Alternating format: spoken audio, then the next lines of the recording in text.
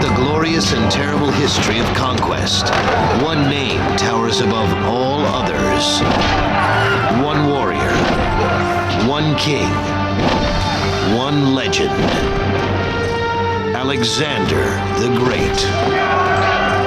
Never in all the world was there another like him. Born of a ruthless mother. He believed that she was a consort of some higher being.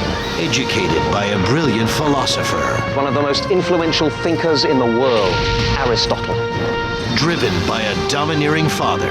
They swiftly drew their swords. Then the blood really flowed. A Macedonian warrior at 14. A general at 18. King at 20. Commanding 40,000 troops, hungry for total war. Leaving a grand legacy and a controversial history that endure to this day.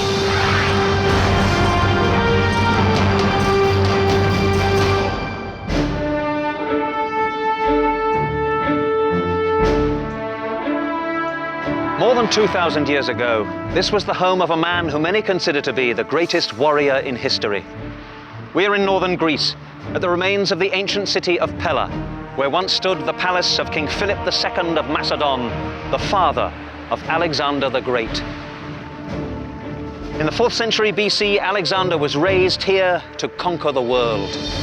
We are going to explore the journey of those conquests, which span 12 years, 22,000 miles, and cover the territories of what are now Greece, Turkey, Lebanon, Egypt, Iran, Iraq, Afghanistan, and Pakistan.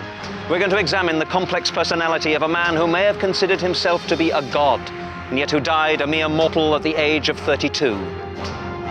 Like Alexander, we too have a mission: to answer questions that have been debated by historians for centuries. Who was Alexander? What drove him on? And how could he, at such a young age, have conquered such a vast empire?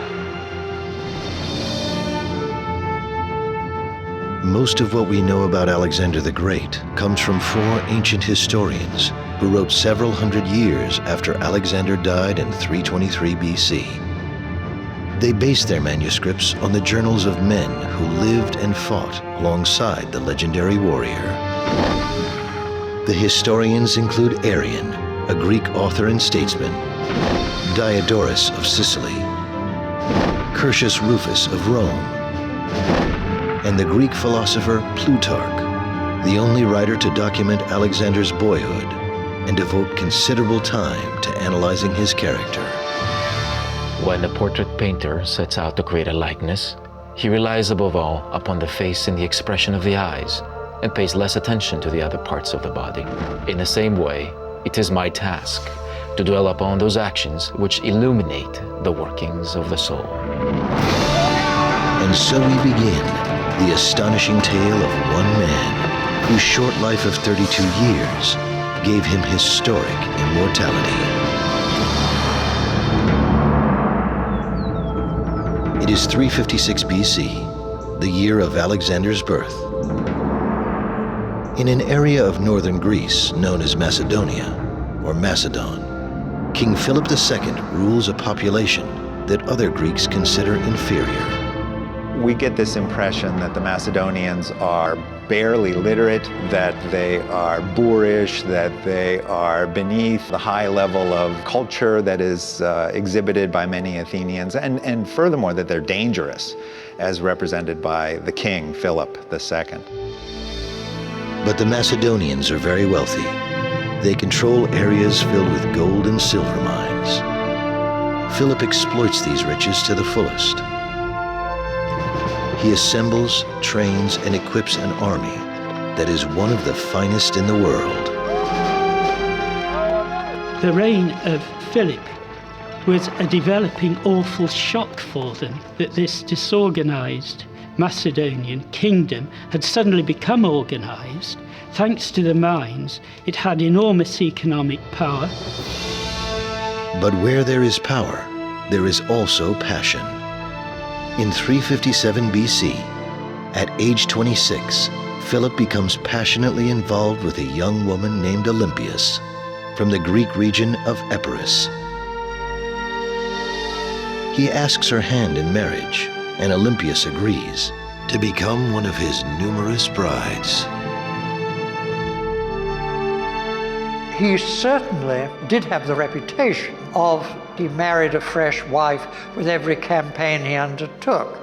The object of that remark being that he wanted to make himself diplomatically safe by contracting these various alliances.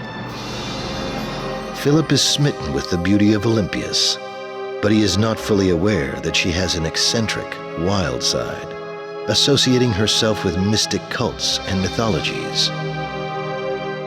She's a fiery character, and she is political, she is religious, but above all, she's dynastic. Make no mistake about it, Olympias's main interest throughout her life was clearly getting her son Alexander onto the throne. I think she was, as far as the succession of her son Alexander was concerned, absolutely ruthless. Philip's marriage to Olympias brings the king greater worries and challenges than he ever faced on a field of battle. On the night before the marriage was consummated, the bride dreamed that her womb was struck by a thunderbolt. Philip saw himself in a dream, in the act of sealing up his wife's womb, and upon the seal there was the figure of a lion. At another time, a serpent was seen stretched out at Olympias' side as she slept. And this weakened Philip's passion and cooled his affection for her. From that time on, he seldom came to sleep with her. Either he was afraid she would cast some evil spell upon him, or else he believed that she was a consort of some higher being. The relationship between Philip and Olympias is destined to be a tumultuous one. Philip himself secretly witnesses the serpent lying in bed with Olympias. The experience concerns him greatly, as the king of all Greek gods, Zeus, is frequently represented in the form of a serpent. Philip feels a burning desire to find out if the child to be born to Olympias was fathered by himself, or possibly, though unimaginably, by Zeus. There is only one place for Philip to obtain an answer: the Oracle of Apollo at Delphi.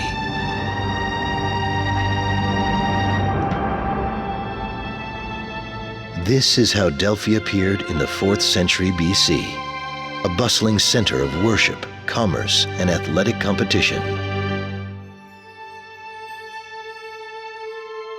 This is Delphi today. The columns of the Temple of Apollo still stand majestically on a magnificent hillside overlooking the Gulf of Corinth.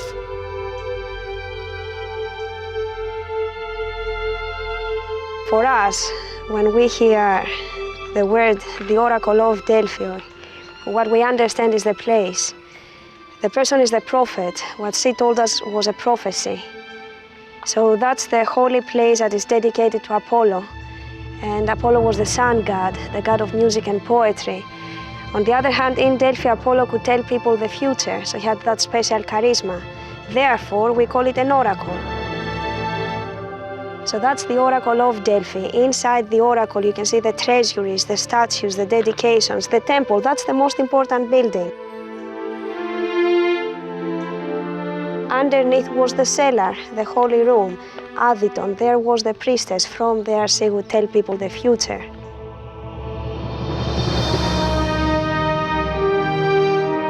In the months before Alexander's birth in 356 BC, there is only one question that Philip wants to ask the oracle at Delphi. Will his child be the son of a mortal or a god? Philip sends an emissary here to Delphi to consult with the Oracle of Apollo about the meaning of what he has witnessed. The oracle, while not directly acknowledging that Alexander would be the son of a god, tells Philip to make sacrifices to Zeus and to revere him above all other deities. The oracle adds that Philip will lose the sight of the eye with which he peered through into the bedroom and saw Olympias with the serpent. A prophecy which is fulfilled 2 years later when Philip is seriously wounded in battle. Stories such as this, reported by ancient historians, are viewed with skepticism today. Everybody says, oh, well, you know, you look through the keyhole and there is your wife frolicking around with a great anaconda. You know, it tends, perhaps, to sort of put you off your mark a little. Regardless of his status as a deity, the child born to Olympias during the summer of 356 BC is destined to bring triumph and tragedy to his homeland, his family, and himself as Alexander the Great.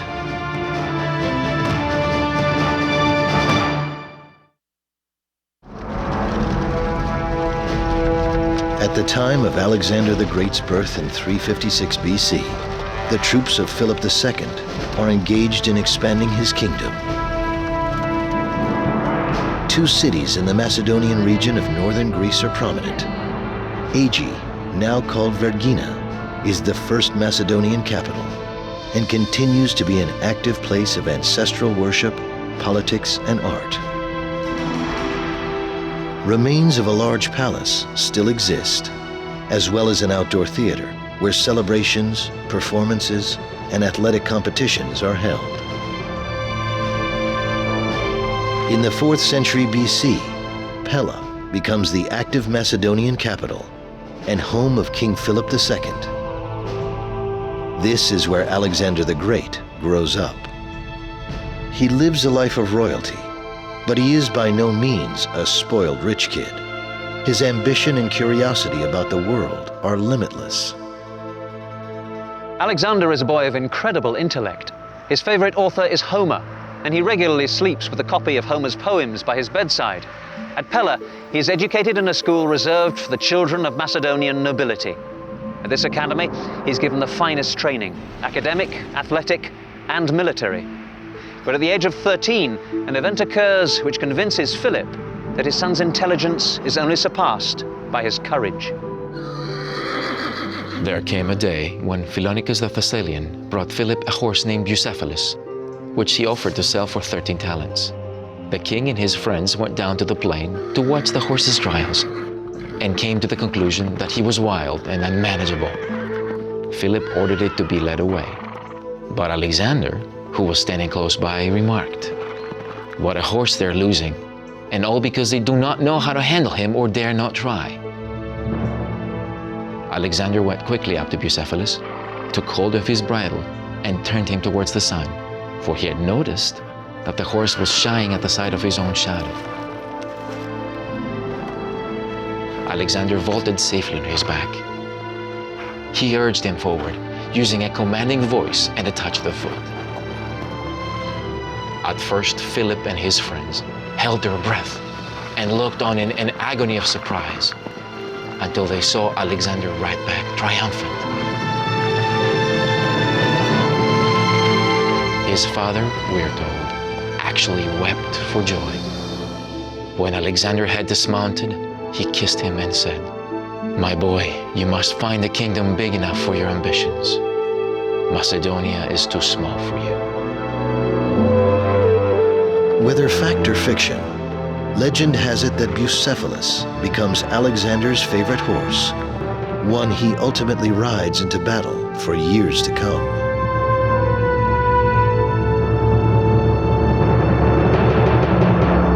King Philip is so impressed with his son, he decides that the teachers at the Macedonian court do not provide him with the intellectual challenge he deserves.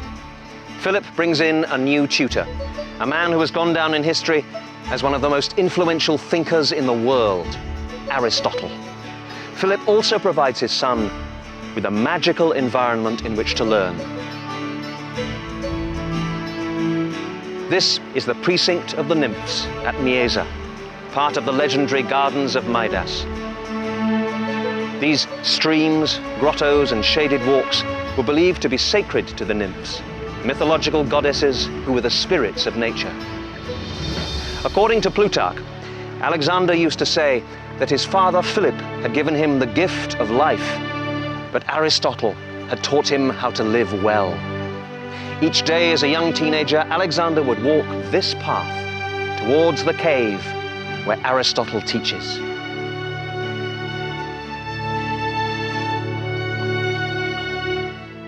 Aristotle was one of the widest-ranging minds that ever lived. A philosopher whose teachings covered ethics, politics, music, medicine, embryology, astronomy, botany, magnets, optics, history, zoology, rhetoric, poetry, and most important, curiosity. He teaches Alexander to make no assumptions. Every situation is different. Organize, analyze the facts before drawing conclusions. Add this to Alexander's natural spontaneity and you have a recipe for genius.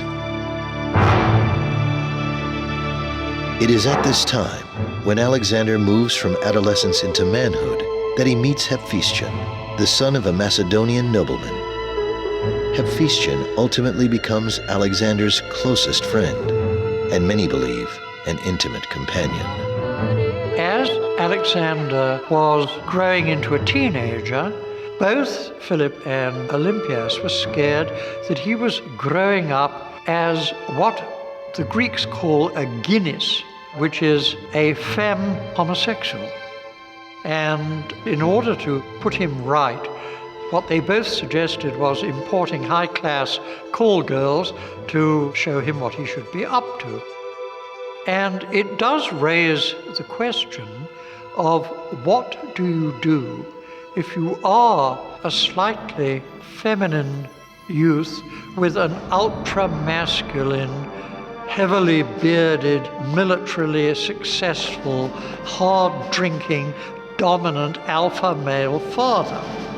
And it does make one wonder whether the lifelong devotion and friendship that he had with Hephaestion was with the one person with whom he could relax and be himself.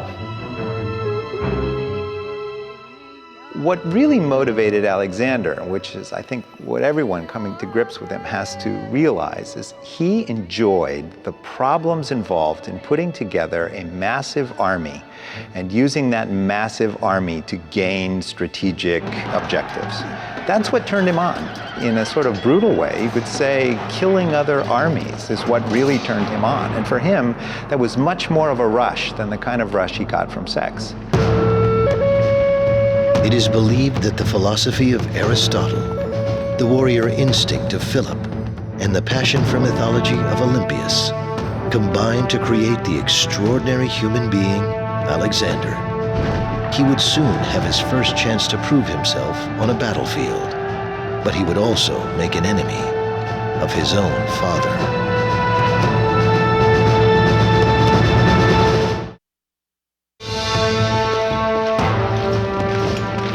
340 BC, King Philip II of Macedon, father of 16-year-old Alexander, is at war.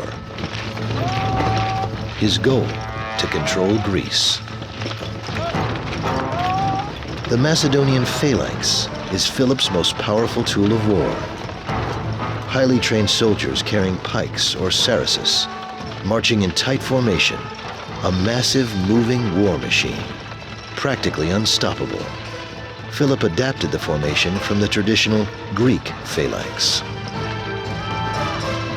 The main difference with Philip's phalanx is the fact that the body armor of the individual infantry soldier is less, but it's compensated for by the fact that the soldier carries a pike. The pike is between 15 and 18 feet long. It's got a counterweight on the end which is closest to the soldier, which allows the fulcrum to move back so that the end of the pike can be lifted. Now, of course, if you've got a pike that's 15 to 18 feet long, you have to drill those men extremely well so that they can move them around. If you are faced with a Macedonian phalanx, you are faced with a front thousands wide.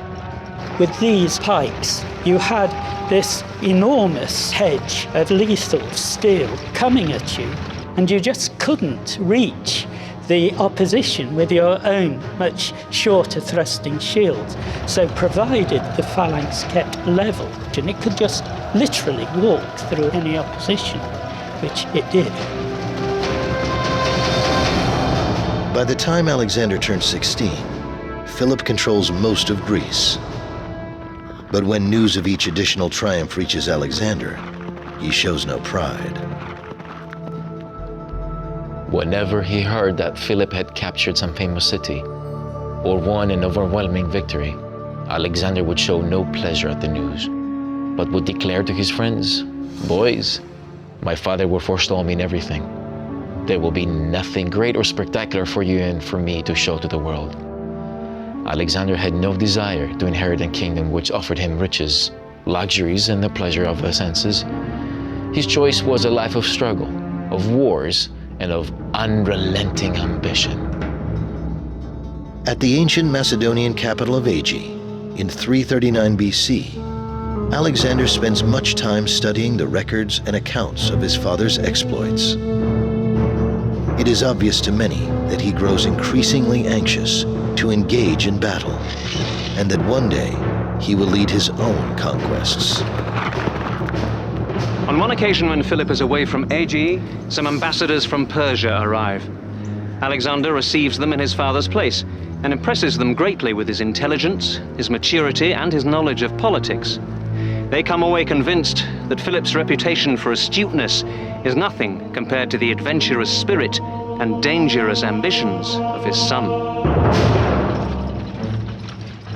But Philip also continues to have ambition, to control Greece. Standing in his way are his two most formidable opponents, the armies of Thebes and Athens. In particular, a unique group of soldiers has a ferocious reputation. The sacred band of Thebes is made up of 150 couples of male lovers who eat together, sleep together, and fight together, never retreating, always fighting to the death. To further challenge Philip, the Thebans and Athenians had been supported with weapons, soldiers, and money from Persia. Considered the world's most powerful nation, the Persian king knows that if Philip completes his conquest of Greece, he has Persia in his sights. Philip's motive is revenge for a generation of Persian meddling in the political affairs of both Greece and Macedon. The Persian rulers would be pleased to see Philip's ambition halted by the troops of Thebes and Athens. The showdown is to occur at a place called Chaeronea in central Greece. Today, a vast sea of cotton fields. A defeat for Philip would mean the end of his conquests. A victory would motivate him to move his army toward Asia. In August 338 BC, the day arrives for the battle at Chaeronea to take place. Alexander is 18. Philip decides it is time for his son to become a Macedonian commander. He places him in charge of the companion cavalry, a force of 2,000 horsemen who always perform a key strategic role in Philip's battles, attacking the enemy from a flank position. It is with the battle at Chaeronea that the historian Diodorus begins his accounts of Alexander's life. The armies deployed at dawn, and the king stationed his son Alexander, young in age, but noted for his valor and swiftness of action, on one wing, placing beside him his most seasoned generals, while he himself, at the head of picked men, exercised the command over the other. Individual units were stationed where the occasion required. On the other side, dividing the line according to nationality, the Athenians assigned one wing to the Thebans and kept command of the others themselves. I am standing on the site of the Battle of Chaeronea.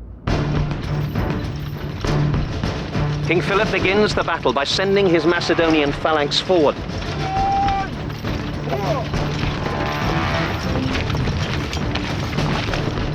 They smash into the Athenian left wing. suddenly the signal to retreat is given. Now, for a massed phalanx of infantry to move backwards, keeping formation, is an almost impossible achievement, only made possible because these are the finest infantry troops in the world. The Athenians and their allies now move forwards and left across the battlefield towards the apparently retreating Macedonians. But the Thebans, the more disciplined troops, stay where they are, which turns out to be a mistake, because between the Thebans and the allies, a gap opens up. And that gap is seen by Alexander. He's waiting with the cavalry. When he sees that gap, he charges forward, smashes through it. He encircles the Thebans and is able to attack the allies in their flank. At the same time, the Macedonian phalanx now stops and starts to advance.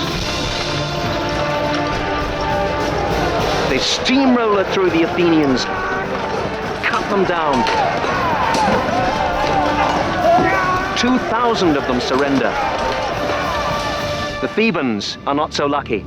Completely surrounded by Alexander and his cavalry, they are killed almost to a man.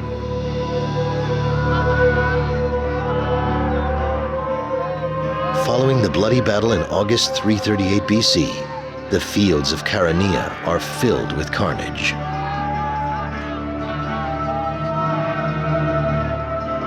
Philip, with the aid of his son, achieves his goal of controlling Greece.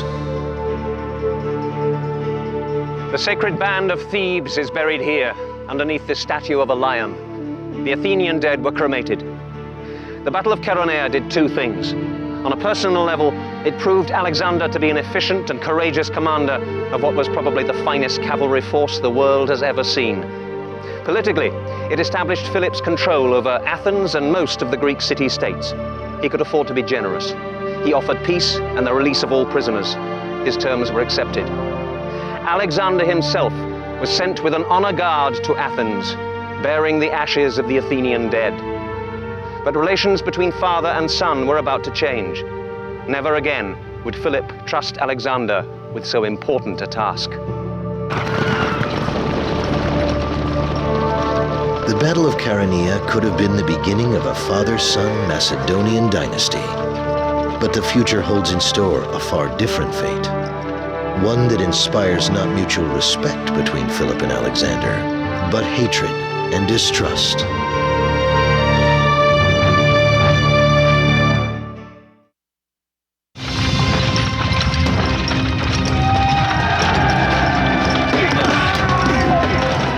By the fall of 338 BC, King Philip II of Macedon controls most of Greece. A decisive victory at Chaeronea, in which Alexander plays a significant role defeating the Athenians, gives Macedonian troops respect for a new father-son leadership team. By the time Alexander reaches the age of 18, he has proven himself a worthy successor to his father's throne. He naturally assumes that this palace at Aegae will one day be his to rule and to call home. But a series of events alters those expectations, events prompted not by war, but by love. Within months of his victory at Chaeronea, Philip decides to take another bride. 20-year-old Cleopatra, from an elite Macedonian family, agrees to become his newest bride. I think it came down to the fact that here he is, a middle-aged man, and he finds himself an appropriate young woman who will make a marriage alliance with a strong Macedonian family, and he went for it. Here we've got a guy who's almost 50 taking up with a woman who is, 30 years his younger. So I'll let you draw the conclusions on that. Regardless of his reasoning, Philip's decision to wed Cleopatra creates a major rift with Alexander and his mother Olympias. Should the Macedonian Cleopatra give birth to a male child, the boy would take Alexander's place as legitimate heir to Philip's throne. For Alexander's mother is from Epirus, not part of Macedonia. Alexander, who had been brought up on the Iliad and the flattery of his tutors that he was a second Achilles, fancied himself in the role. On the other hand, there was Daddy, who clearly had prior claim to the job, and now Daddy had remarried and was busy siring children on Cleopatra as fast as he could go. Growing tension between family members comes to a head on the couple's wedding night in the fall of 338 BC. The Macedonians were renowned for their drinking parties, many of which took place right here in the palace. Following the wedding of Philip and Cleopatra, the traditional Macedonian banquet takes place, at which all the men become seriously drunk. Attalus, the bride's uncle, raises a toast, praying that the gods may bless the union with the legitimate heir to the throne. Enraged, Alexander shouts out, "What do you take me for, a bastard?" He hurls a goblet of wine at Attalus. Philip stands, draws his sword, advances across the room towards his son, but he's so drunk that he trips and falls. Alexander jeers at his father, saying, "Here is the man who is planning to cross from Europe into Asia, and he cannot even cross from one table to another."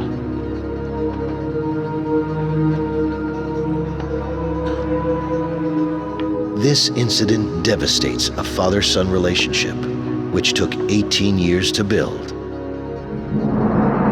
It destroys the potential of a military partnership upon which family dynasties are often founded. Following the scandalous wedding banquet, Alexander and his mother Olympias go into exile. But Philip soon realizes that the state needs a recognized heir to the throne, and he needs a valuable military commander. He convinces Alexander to return home. But Olympias does not return. Despite the reconciliation, there is no guarantee that Alexander will one day be king. Within a year of Philip's marriage, Cleopatra gives birth to a son.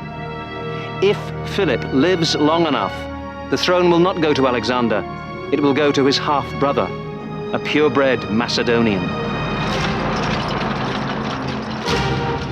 While the intense discord among Philip, Alexander, and Olympias is far from reconciled, Philip now focuses on his ultimate goal. With Greece under control, he considers expanding his kingdom into Asia. Philip sends a small expedition of troops under the command of his general Parmenio to Asia's western coast to assess obstacles and establish a bridgehead. Parmenio was his senior general, extremely important to him. He was his right-hand man, absolutely trusted. He was also a conniving political bastard of the first order, and his great advantage, clearly, was A, his absolute loyalty to Philip, and B, his undoubted extreme skill as a general. But before Philip himself risks the journey to Asia, he decides once again to consult the gods. Philip sends an emissary to Delphi to ask whether or not he will conquer Darius, the great king of Persia. The answer he receives is ambiguous. The bull is garlanded, the sacrifice is ready. Philip interprets this to mean that Darius will be slaughtered like a victim at the altar. The true fulfillment of the prophecy, however, turns out to be quite different. Straight away, Philip sets in motion plans for gorgeous sacrifices. He wanted as many Greeks as possible to take part in the festivities, so he planned brilliant musical contests and lavish banquets for his friends and guests. He was determined to show himself to the Greeks as an amiable person. Philip's celebration takes place on the palace grounds of the ancient capital city of Aegae.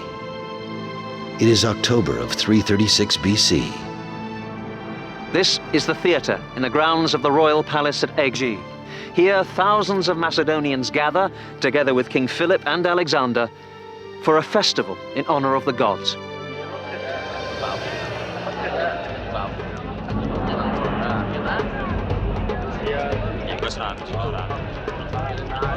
It's a happy occasion for all, except one man, Pausanias, a royal bodyguard. According to the ancient historian Diodorus, Pausanias is beloved by Philip because of his beauty. But when the king becomes enamored of another young man, Pausanias reacts poorly. He accuses the young man of being a promiscuous hermaphrodite. For this, Pausanias is punished. He is plied with wine until drunk. Unconscious, he is thrown to the king's mule drivers to abuse in drunken licentiousness. Later, he complains to Philip about this abuse, but the king takes no action against those responsible. In anger, Pausanias runs up to Philip, stabs him, and runs off. But he is killed before making his escape. Alexander rushes to his father, but it's too late. Philip dies in 336 BC.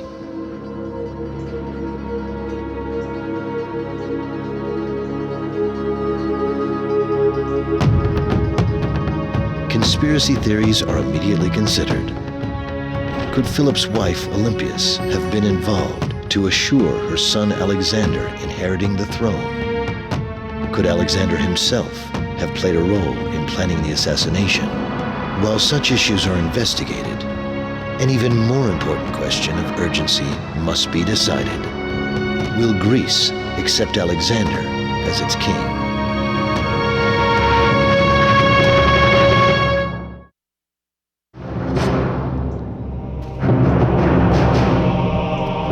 When King Philip of Macedon is killed in 336 BC, there is no doubt that his own bodyguard dealt the fatal blow.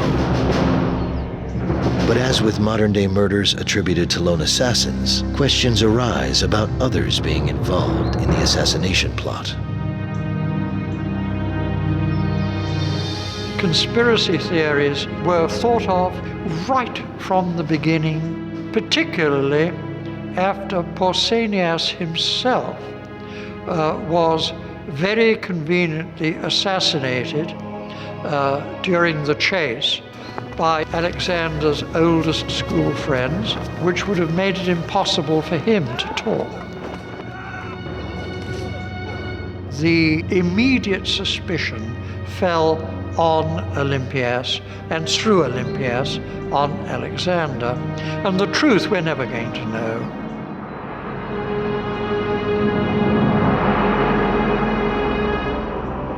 After a ceremonial cremation, Philip's bones and most precious personal possessions are placed inside an elaborate burial chamber, which is then covered with tons of soil. By ancient custom, the higher the mound, the more important the person.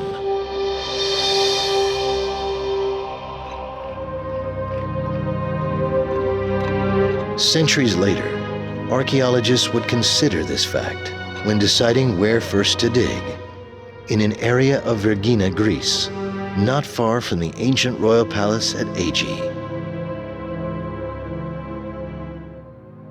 This is where King Philip II was buried, near his palace, underneath a man-made mound of earth which has become known as the Great Tumulus. The tomb itself remained hidden for more than 2,000 years, until discovered in 1977 by the Greek archaeologist Manolis Andronikos. 15 years later, a magnificent museum was built, literally, inside the tumulus. The Vergina Museum is a marvel of modern architecture and design, exquisitely exhibiting the items found in several tombs.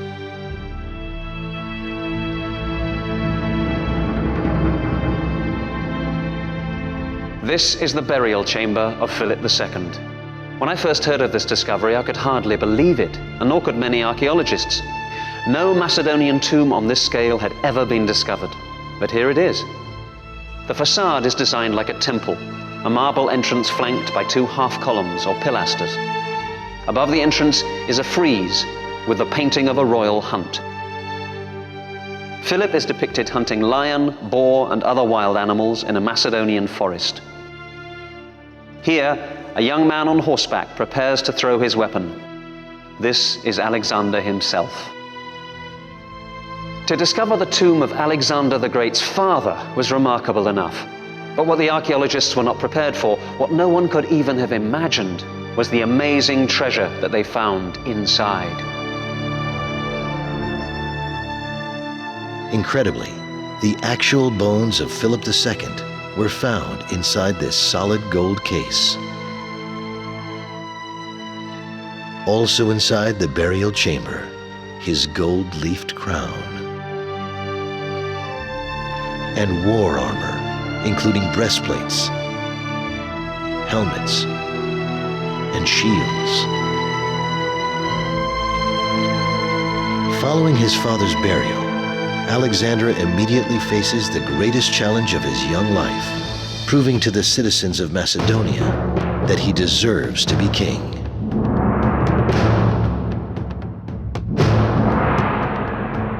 Alexander was only 20 years old when he inherited his kingdom, which at that moment was beset by formidable jealousies and feuds. Alexander's Macedonian advisors feared that a crisis was at hand and urged the young king to leave the Greek states to their own devices and refrain from using any force against them. Alexander, however, chose the opposite course and decided that the only way to make his kingdom safe was to act with audacity and a lofty spirit. He was certain that if he were to yield even a fraction of his authority, all his enemies would attack him at once. Within 6 months, Alexander leads the Macedonian army to regain control of Greece, earning the respect of his troops with decisive, courageous direction.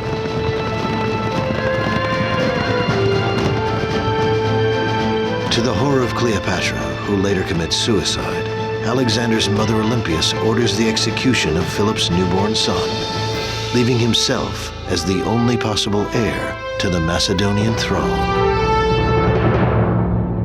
King Alexander then turns his attention toward what would become his life's goal, the conquest of Persia. But first, in the tradition of his father, Alexander decides to seek counsel from the oracle at Delphi to determine if he is indeed destined by the gods to defeat Darius and rule all of Asia. Unlike Philip, however, who always sent an emissary, Alexander goes himself in November of 335 BC. When Alexander arrives here at Delphi, he is told that he has come at the wrong time of year. The oracle cannot be consulted during the winter months. He must return in the spring. Alexander, not being one to take no for an answer, goes to the priestess and tries to drag her by force here to the temple. At last, overcome by his persistence, she cries out, "You are invincible, my son." When he hears this, Alexander declares that he needs no other prophecy. He has obtained the answer he was seeking. As with many stories describing Alexander, it is difficult to separate myth from reality in the accounts of his visit to Delphi. But Alexander's passionate desire to please the gods and seek their guidance is a recurring theme in his life. As he is about to embark on what will be a 12-year journey, Alexander may or may not have a notion that he himself has some form of deified lineage.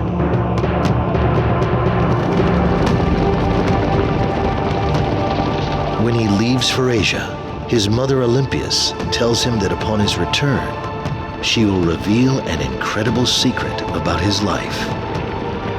Many believe Olympias will address the haunting question that only she can answer.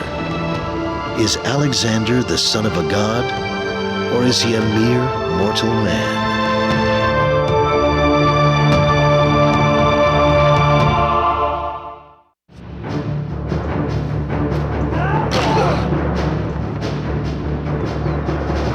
The year is 334 BC. King Philip II of Macedon is dead, assassinated by his own bodyguard. Conspiracy theories suggest that his wife Olympias and son Alexander may have been involved, but no one can say for certain. Alexander, at age 20, becomes king and wastes no time asserting his authority. He chooses to continue a massive offensive his father had begun, the conquest of Asia, and the defeat of the most powerful ruler on earth, Persian king Darius. He really had no choice but either to withdraw that force or reinforce it and have a full-scale war of annexation, which was, of course, the alternative that he chose. I don't think he ever thought of anything else. And I don't think, even from the beginning, that there was any limit on his ambition of conquest. Alexander's invasion starts with a daunting logistical maneuver, transporting his army of 40,000 across the body of water separating Europe and Asia, the Hellespont. Today, the Hellespont is known as the Dardanelles. Ferry boats travel back and forth across the strait. Here, Alexander's troops cross into Asia, transported on an assortment of man-powered rowing vessels. Moving such a massive force is fraught with peril due to the possibility of foul weather and the fact that the navy of Persian King Darius is 3 times as large. This is the Asian shore of the Hellespont. The current here is strong and the winds can be brutal. Alexander's ships could be very vulnerable to naval attack as they ferry the army across. But Alexander has 2 strokes of luck. The weather is fine and the huge Persian fleet is far away, quelling a revolt in Egypt. Alexander doesn't hesitate. He's been dreaming of this moment, leading his troops into Asia to begin the conquest of the Persian Empire. He sets sail, halfway across, sacrificing a bull to the sea god Poseidon. He's first to set foot on the Asian shore, hurling a spear into the sand, claiming to receive Asia from the gods. He is not aware that nearby, the forces of Darius are gathering, determined that this should be Alexander's first and last trial of strength. Persian King Darius considers young Alexander an upstart, to be quickly vanquished. The Persian ruler chooses not to waste his time commanding the troops himself. Instead, he sends his most trusted general Memnon, a Greek mercenary, who chooses a battleground where the terrain will work in his favor, the Granicus River. This is the Granicus today. In Alexander's time, it is 3 times as wide and deep.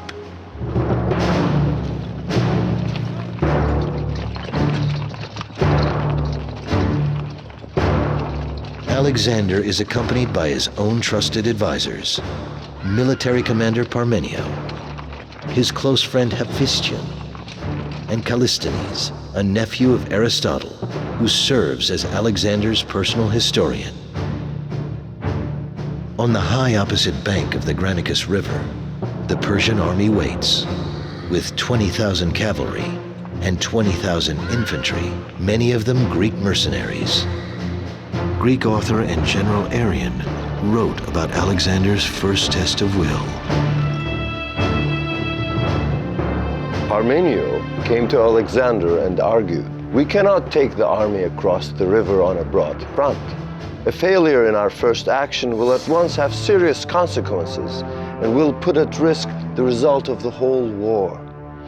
Alexander replied, "I know that, Parmenio, but I would be ashamed if I could cross the Hellespont easily and then found that this little stream could prevent us from crossing. It does not fit in with the way I react when I meet danger." Alexander proceeds to organize his army for a bold attack, one that many military leaders might consider foolhardy. Alexander plays a key role in the offensive, brazenly wearing a white-plumed helmet, marking him as the prime target of every enemy soldier. Alexander's battle strategy at the river Granicus utilizes tactics he learned from his father. thousands of highly trained soldiers on foot and horseback would boldly cross the river and meet the Persians head-on.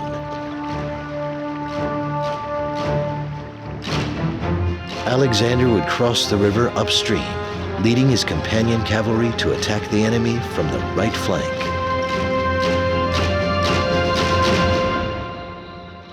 There was a profound hush as both armies stood for a while motionless on the brink of the river, as if in awe of what was to come. Then Alexander himself, at the head of the right wing of the army, with trumpets blaring and the shout going up to the god of battle, moved forward into the river.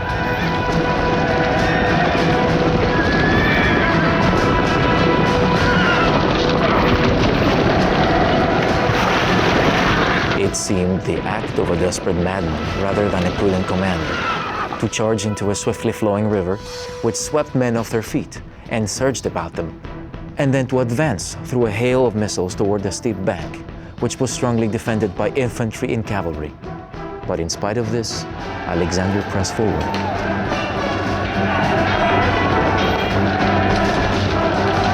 He was foolhardy, but there was a method in his madness. One of the things about leading from the front rather than the rear is that it really makes people follow you. You're not asking them to do anything that you're not doing yourself. There are many historical accounts about what happened here at the Granicus. Suspiciously, none of them agree except that it was an extremely hard-fought battle. It may be that Alexander's first assault against the Persian bank was beaten back, and he was forced to change his tactics. In propaganda terms, this initial defeat would be disastrous, so perhaps it was hushed up. From a military point of view, it would seem suicidal to send men against determined opposition across this river and up that bank. But it seems that that is exactly what Alexander did. And it may be that the hard-fighting Macedonians, with the advantage of their long pikes, did manage to get a foothold up there. When Alexander reaches the opposite riverbank, he leads a cavalry charge. Alexander is struck on the helmet. He loses his spear and is handed another. He is in the act of killing one Persian noble when another one raises his sword to strike down at Alexander. Just in time, his arm is severed by a Macedonian sword stroke. The Persians, by pulling their forces away from the riverbank, have weakened their center, and now the Macedonians can cross the river in strength. Squeezed between the pikes of the phalanx and Alexander's cavalry, the Persians break and run.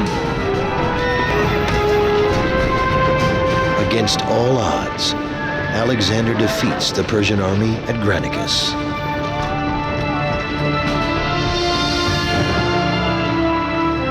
This was perhaps the greatest stroke that Alexander could have hoped for, because when the enemy withdrew from the field, he had achieved everything that he wanted to achieve, which was to say, basically, you've totally underestimated me, and I'm going to whip your butt. Alexander's victory at Granicus allows his army to continue its invasion of Persia. General Memnon survives the battle and reports to Persian King Darius, who determines that the next time the two forces meet, he personally will command the Persian troops.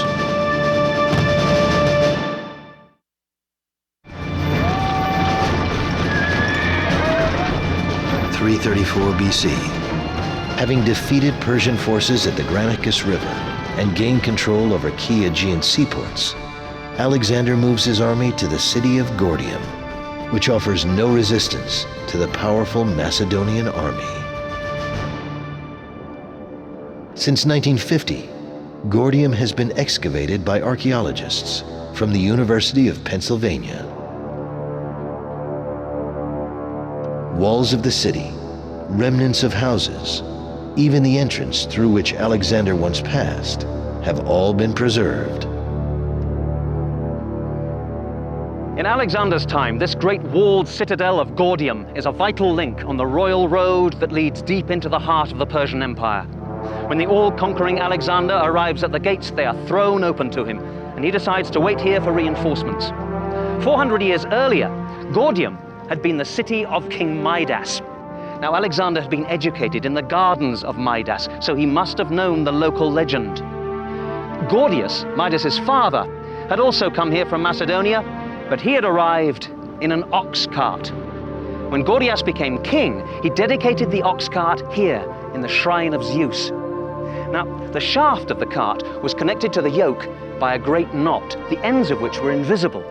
It was said that whoever could untie this knot would be the ruler of Asia. This is a time in which people absolutely believe in gods, in legends, and in symbols, and this is a great symbol. Once Alexander has publicly accepted this challenge, he has to succeed. He looks at the knot, but like everyone else, he can't see how to untie it. Then, as usual, Alexander thinks out of the box. He says, it doesn't matter how the knot is loosened. He draws his sword and cuts the Gordian knot. He hacks away at the knot until he opens it up. And then he finds the ends and unties it. Now, some people say this is cheating, but that night a great thunderstorm breaks over Gordium. Alexander believes that Zeus approves.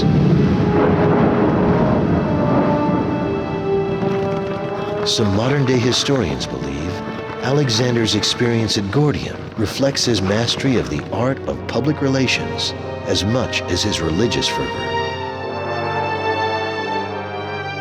Alexander was a master at the photo op.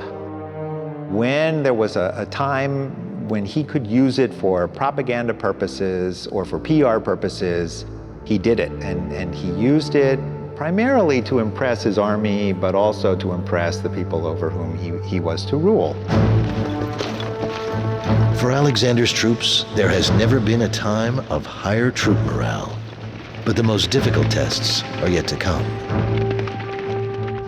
Upon leaving Gordium, Alexander heads south when he learns that Persian King Darius is personally leading a massive army towards Issus to halt Alexander's conquest. Darius's troops have been estimated to number 600,000, but most historians agree that 60 to 100,000 is far more likely. Nevertheless, Alexander's troops, 30 to 40,000 strong, are severely outnumbered. Despite the advantage the size of his army provides him, Darius seeks counsel from one of his most trusted generals. Roman historian Curtius Rufus described the encounter. Persian King Darius turned to Charidemus, who was an experienced soldier, and proceeded to ask whether he was well enough equipped to crush his enemy. Charidemus answered, "Your magnificent army can strike terror into your neighbors. It gleams with purple and gold. The Macedonian line is certainly coarse and inelegant, but protects behind its shield tough, densely packed soldiers. When they are tired, the earth is their bed, and their sleeping time is of shorter duration than the darkness.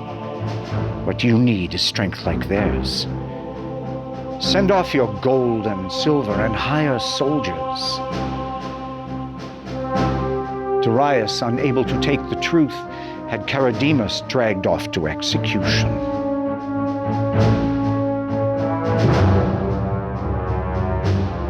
Darius is confident that the Persian army under his personal command will defeat Alexander.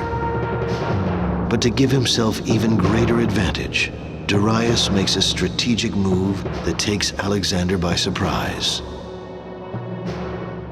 The Macedonians anticipate Darius attacking from the south. Alexander moves his forces south from his Issus base camp to await the Persian army. But then, Alexander receives startling news. Undetected, Darius moves his army north through a mountain pass and captures Issus, severing Alexander's supply lines. Darius is now preparing to attack from the north. Alexander has no choice but to reverse his direction. It is November 333 BC, when Alexander finds his enemy waiting on the opposite bank of the river Pinarus, where it meets the Mediterranean Sea. This is the location today, the shoreline to the west and the hills to the east.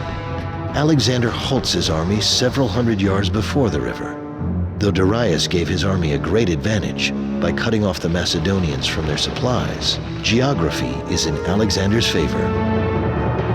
With the sea limiting one flank and the hills the other, there is less chance that the smaller Macedonian army can be completely surrounded by Persian forces.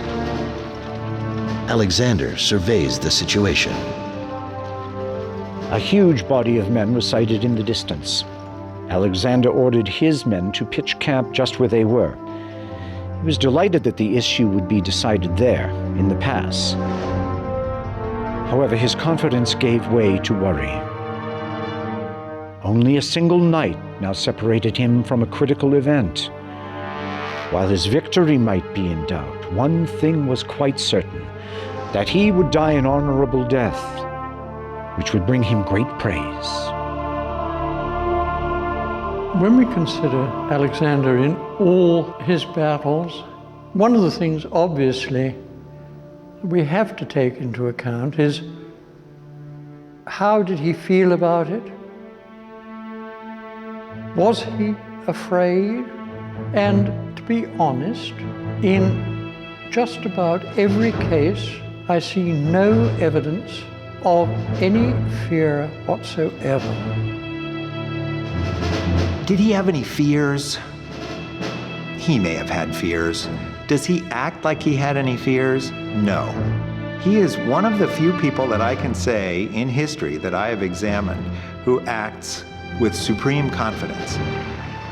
The lines are drawn for what will be known as the Battle at Issus.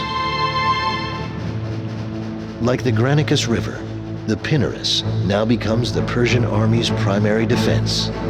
Darius aligns infantry and cavalry along the riverbank and in a flanking position at the foothills.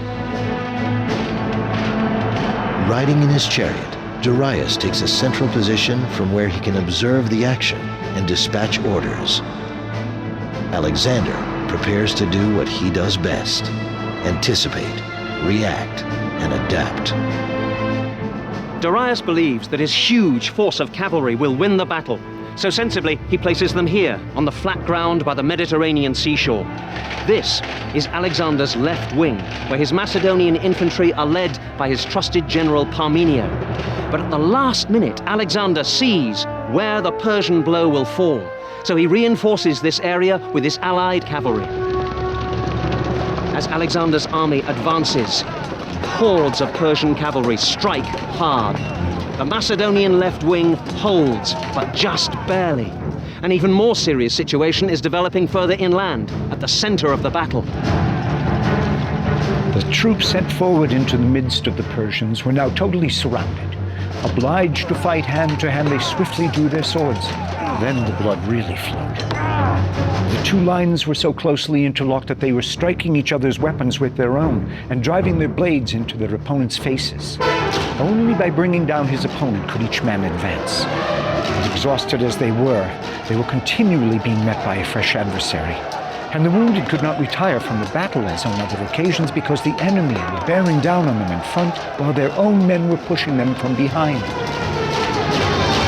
Even Alexander's powerful phalanx is in peril at Issus. Now the phalanx has one great weakness. This rough ground. In this kind of terrain, it's impossible to keep the ranks level and the files tightly packed. And as the Macedonians stumble across the riverbed, gaps open up in their phalanx. Darius's Greeks tear into the disordered Macedonians, who desperately try and keep their formations together. Here in the center, the Macedonian phalanx is stopped. They're in serious trouble.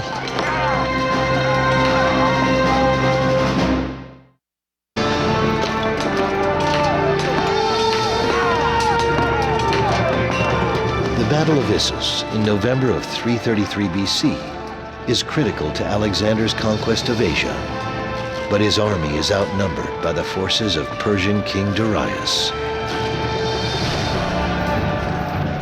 rough ground hinders the progress of the legendary Macedonian phalanx and infantry, which find themselves engaged in the bloodiest of hand-to-hand combat. The only chance for Macedonian victory lies with the cavalry, led by Alexander himself. Alexander was as much a soldier as a commander. Riding high in his chariot, Darius cut a conspicuous figure. His brother, Oxatheres, saw Alexander bearing down on Darius and moved the cavalry under his command right in front of the king's chariot. Then the carnage truly took on cataclysmic proportions. Around Darius's chariot lay his most famous generals who had succumbed to a glorious death before the eyes of their king, and who now all lay where they had been fighting. Persian King Darius begins to panic, but the battle is far from over. Alexander turns his attention to his bloodied and beaten phalanx and infantry, still bravely trying to hold their ground. At this point, Alexander alone holds the key to victory or defeat. The usual problem with cavalry is that once you let it go, it's gone. That infantry running away there is a perfect target for cavalry, and just beyond them is the Persian camp with all its loot. But Alexander has sufficient command to stop his cavalry charge, and the control to regroup them, turn them left, and smash into the Persian center. Here, Darius himself is directly attacked by Alexander. Too late, Darius discovers that the Macedonians' strongest force is their cavalry. In the savage fighting that follows, Alexander himself is wounded in the thigh. Darius, as he sees his royal bodyguard being cut to pieces, turns his chariot round and runs for his life. The Persian line folds up, and as evening falls, their retreat becomes a rout. Following this battle in late 333 BC, Alexander receives word that Darius's mother, wife, and 2 unmarried daughters are among those taken prisoner, and that they wrongly believe that Darius has been killed. When he heard this, Alexander sent word to them that Darius was not dead, and that they need have no fear of Alexander.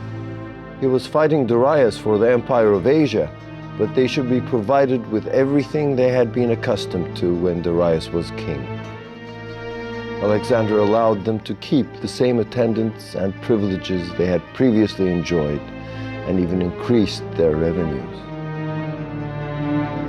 And what he's doing is presenting himself as the next Persian king. He is the legitimate Persian king, and it is his duty to take care of the womenfolk. And by doing that, he's sending out a huge message to the rest of the world that I have the Persian women, I am the Persian king, the Persian nobles are coming over to me.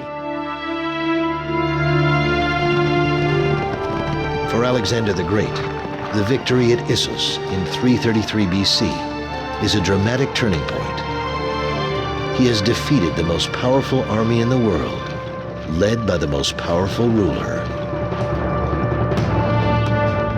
Alexander continues his conquest of the Asiatic seaports. Cyprus and Phoenicia come easily under his control. During this time, Alexander receives a letter from Persian King Darius. Darius appealed to Alexander to accept ransom for his Persian prisoners. He further offered him all the territory west of the Euphrates and the hand of one of his daughters in marriage, and on these terms proposed that they should become friends and allies. Alexander told his companions of this offering, whereupon Parmenio said, I would accept these terms if I were Alexander. So would I, by Zeus, retorted Alexander, if I were Parmenio. Alexander wrote his reply to Darius. First I defeated your generals. Now I have defeated yourself and the army you led. In the future, let any communication you wish to make with me be addressed to the king of all Asia. Do not write to me as an equal. Everything you possess is now mine. If you wish to dispute your throne, Stand and fight for it, and do not run away. Wherever you may hide yourself, be sure I shall seek you out.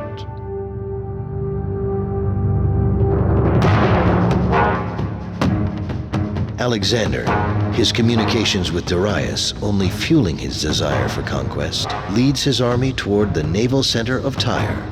Alexander wishes to control Tyre because of its strategic location.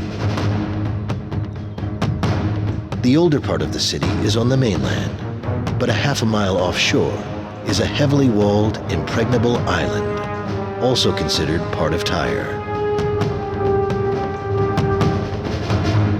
I'm standing on the southern edge of the island of Tyre. Later earthquakes caused this area to slip into the sea, but this line of rocks marks where the ancient walls of the city once stood. Behind me was the southern harbour, one of two harbours in which the Tyrians kept their navy. If Alexander had his own ships, he could have mounted an amphibious assault from the sea. But more than a year earlier at Miletus, he'd taken the bold decision to disband his own ships and defeat the Persian fleet from the land by destroying its harbours and its bases of supply. Among the most important of those was Tyre itself. Controlling the island of Tyre means controlling the vast naval harbor. When Alexander arrives in January of 332 BC, the king of Tyre is away, serving with the Persian fleet. Tyrian envoys are sent to determine Alexander's desires. At first, Alexander tries diplomacy. This later Roman arch is close to where the old shoreline was. Here, the Tyrians come to greet Alexander. He tells them he wishes to visit their island to sacrifice at the temple of Heracles. The Tyrians know that to allow Alexander in means a surrender of the city to him, so they politely point out that there is a perfectly good temple of Heracles here, on the mainland. Alexander is reported to have become furious and to say, "I will show you that your island is part of the mainland." He must have known then there was only one way to conquer Tyre. To the amazement of the Tyrians, and even his own army, Alexander threatens to conquer the walled city in a manner unimaginable, even today, by building a mole or causeway 1/2 mile long to connect the island to the mainland. Alexander himself has no idea how difficult it will be to accomplish such a bold endeavor.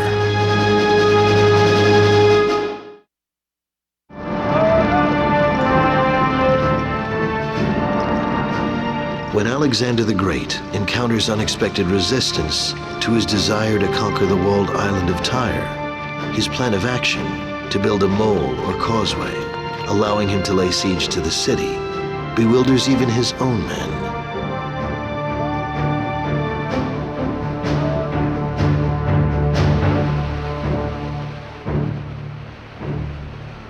The sight of the fathomless deep filled the soldiers with despair, for it could scarcely be filled even if they had divine aid. How could rocks big enough be found, or trees tall enough? To make a mound to fill such a void, they would have to denude whole regions. The strait was perpetually stormy, and the more constricted the area of its movement between the island and the mainland, the more fierce it became. The Tyrians view Alexander's plan as absurd and consider the threat an idle one. How did the people of Tyre have the confidence to resist Alexander? Well, Tyre was a mighty city. These Roman remains are from the 1st and 3rd centuries AD, but down here are some of the original fortifications of the city from Alexander's time.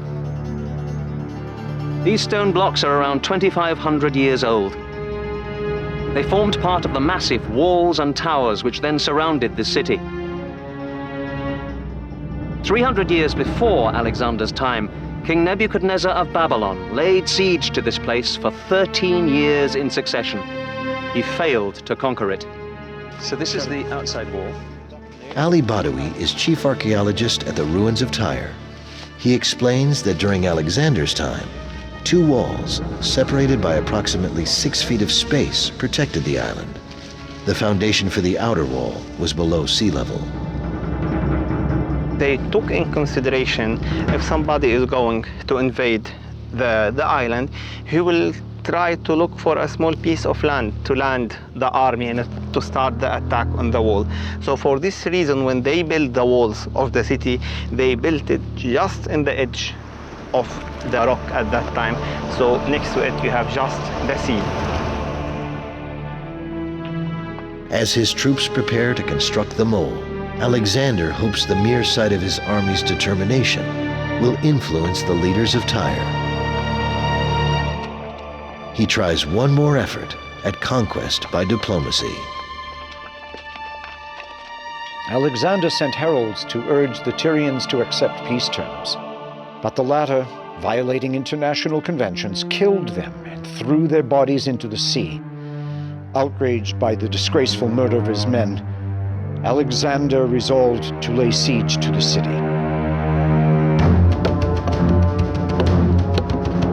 The massive task of building the mole begins in January 332 BC, with large quantities of rock being transported from old mainland Tyre and timber from a nearby mountain. Little by little, the mole began to rise above the surface and the mound's width increased as it approached the city. But as the mole proceeded further from the shore, the materials piled on it were increasingly sucked into the sea's depths.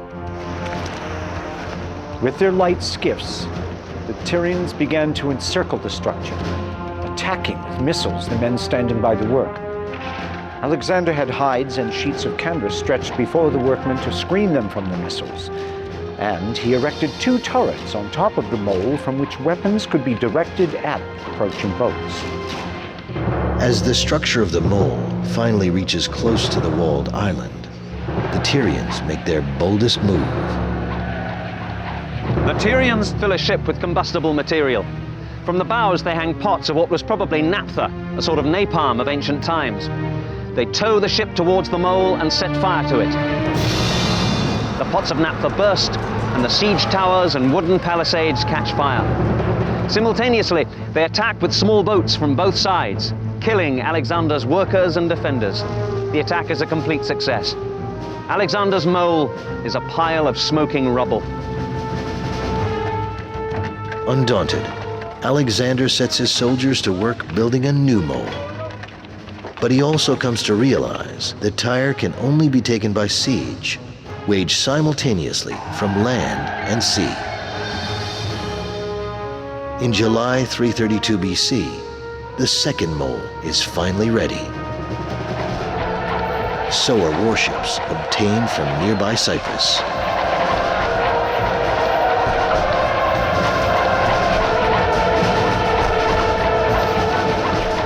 As the Macedonian infantry attacks the walls of Tyre from the mole, Alexander leads forces across gangways from the ships.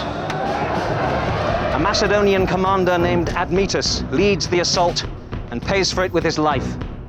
Alexander himself takes his place, and after bitter fighting, his men break through and gain a small part of the wall. It is all they need. I am standing on the inner defensive walls of Tyre, and here, sure enough, the archaeologists have found a small breach in the wall. They believe that it is in this place that the Macedonians poured through the defenses. They cut down the exhausted Tyrians, drove them north into the main part of the city. Attacked from the land and the sea, Tyre could not hold. The siege of Tyre by Alexander's troops takes 7 months. Truth of the matter is that in the end, he went through with it because he was damn well not going to be beaten, because they had really irritated him past belief, and because he was going to sacrifice in that damn temple if he had to kill 10,000 people to do it.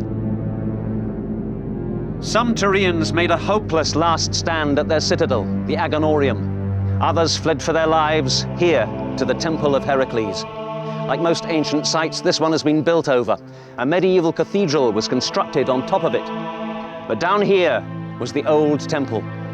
Here, Alexander comes to finally make his sacrifice to Heracles after 7 bloody months. Those found in here are spared, but outside these walls, a terrible massacre takes place. 8,000 Tyrians are slaughtered, 30,000 more sold into slavery. Today, this roadway is built literally on top of the mole constructed by order of Alexander. His unrelenting, successful siege of Tyre sent a message to every other city in the path of his future conquests. What Alexander proves is that if he believes something is strategically necessary, he will stay at it and fight for as long as it takes in order to attain that goal. Conquering the walled island city of Tyre has gone down in history as one of the most incredible achievements of any army. Alexander, more confident than ever in the abilities of his troops and himself, continues toward the goal of defeating King Darius and conquering Persia. But first, he sets out to discover something even more personally significant, proof that he is not only a man, but a god.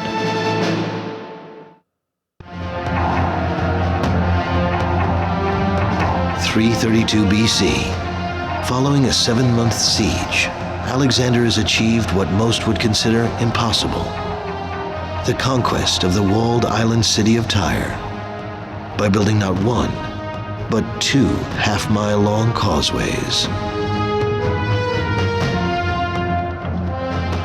With the Aegean seaport under his control, Alexander confidently leads his army into Egypt. There, he is given the title of Pharaoh, by tradition making him both a king and a son of Ra, or God. After traveling through Heliopolis and Memphis, Alexander comes upon a shoreline so magnificent, he envisions a grand seaport. Alexandria is the first of more than 30 cities founded by Alexander in his own name. But why here?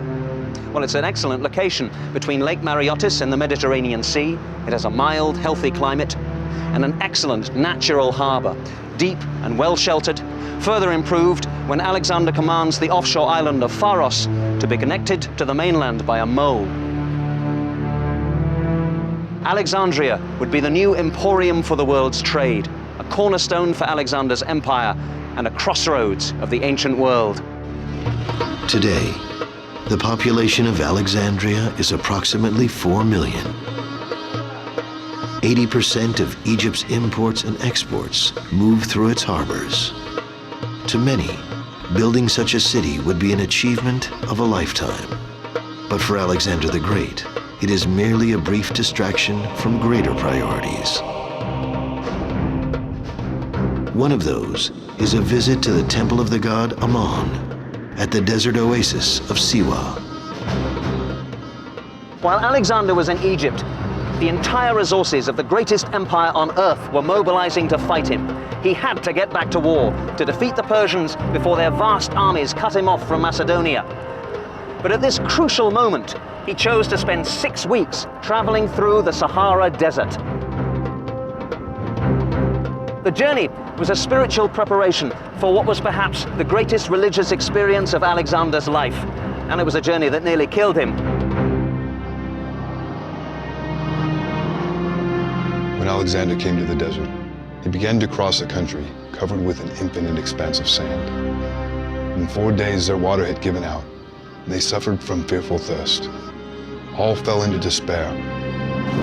And suddenly, a great storm of rain burst from the heavens, ending their shortage of water in a way that had not been foreseen. At one point, when the road could not be traced because of the sand dunes, the guide pointed out to the king that crows cawing on the right were calling their attention to the route which led to the temple. Alexander took this as an omen, and thinking that the god was pleased by his visit, pushed on with speed. To the Egyptians, Ammon was the equivalent of the Greek god Zeus, the king of all gods.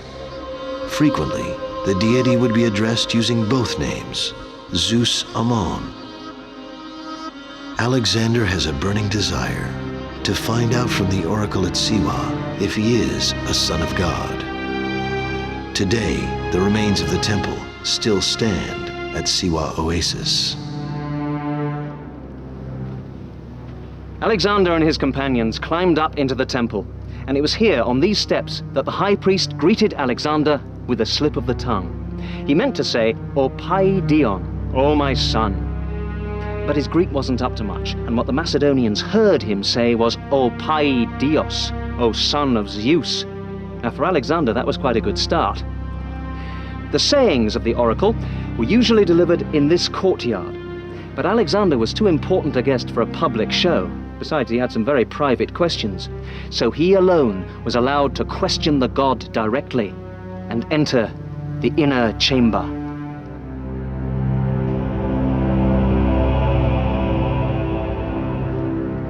This is the holy shrine where the bejeweled statue of the ram-headed god Ammon was kept. Alexander stood here alone on this very spot to ask his questions. He never revealed what they were, but in later years they were said to be these. Would he conquer the world? Had all his father's murderers been punished? And was he indeed the son of Zeus? Alexander received his answers from the priests, who, supposedly, had not heard the questions. But in fact, beside this chamber is a narrow passageway.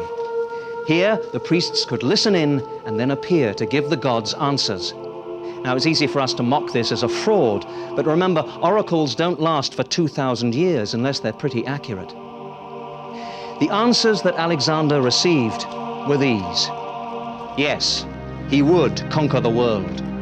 Yes, all his father's murderers had been punished, which may have been a relief to Alexander. If he was in fact guilty of involvement in his father's death, he needed to know if divine retribution was on the way. The answer to the final question was clear. The priests told him that Philip was not his father anyway, and that he was indeed the son of Zeus Ammon, the son of God. No one is with Alexander when the priests at Siwa supposedly acknowledge him as the Son of God. There are no witnesses, only the word of Alexander himself. But as Alexander heads back through the desert to rejoin his army, his belief in his own invincibility is heightened. He would need every bit of this confidence in the months and years ahead. Alexander still faces a decisive battle with perhaps the only other mortal who might have considered himself a deity, Darius, and the Persian king is preparing a secret weapon for their next encounter, designed to render Alexander's most powerful war machine, the phalanx, useless.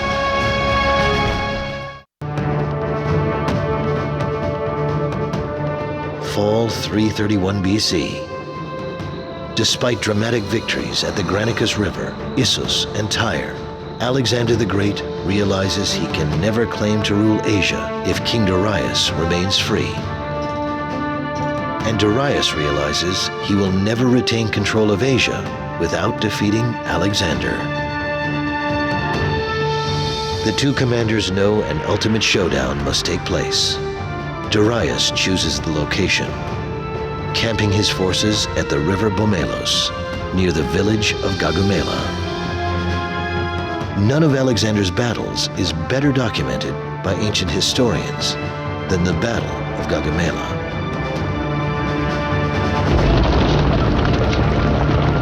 Darius assembled his forces and made everything ready for battle. He had fashioned swords and lances much longer than his earlier types. He had also constructed 200 scythe-bearing chariots, well designed to astonish and terrify the enemy. From each of these were projected out, beyond the trace horses, scythes nearly 1 meter in length, presenting their cutting edges to the front.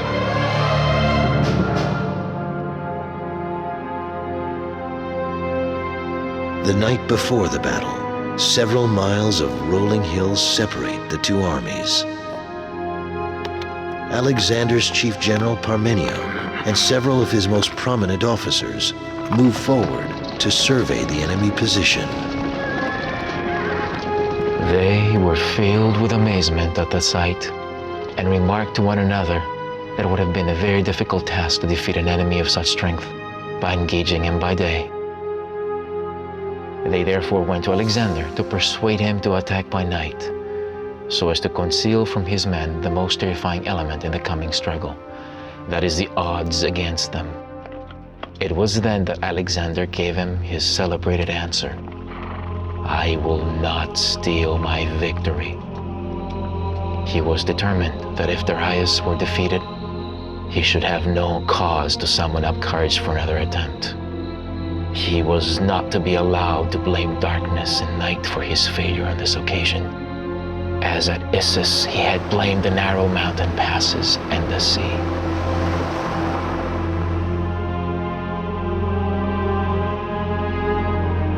And there is this account of how he sat there at night into the darkness, figuring out strategy and tactics, finally got what he wanted, and this is the point, then just fell into a totally undisturbed sleep. And he slept on. And he said, "Till I got it figured out, I was worried. After that, I was fine."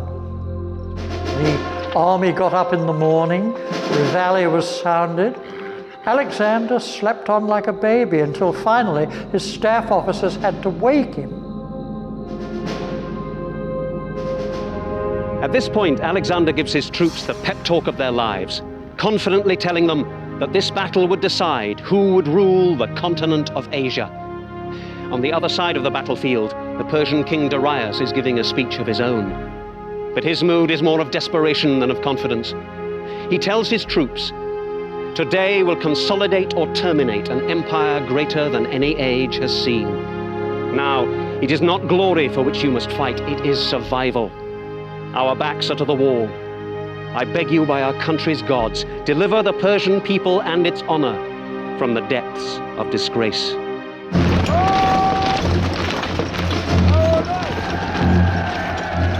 Slowly but methodically, Alexander's phalanx marches forward in formation to encounter Darius's new rolling weapons. The scythed chariots swung into action at full gallop and created great alarm and terror among the Macedonians. As the phalanx joined shields, however, all beat upon their shields with their spears as the king had commanded, and a great din arose.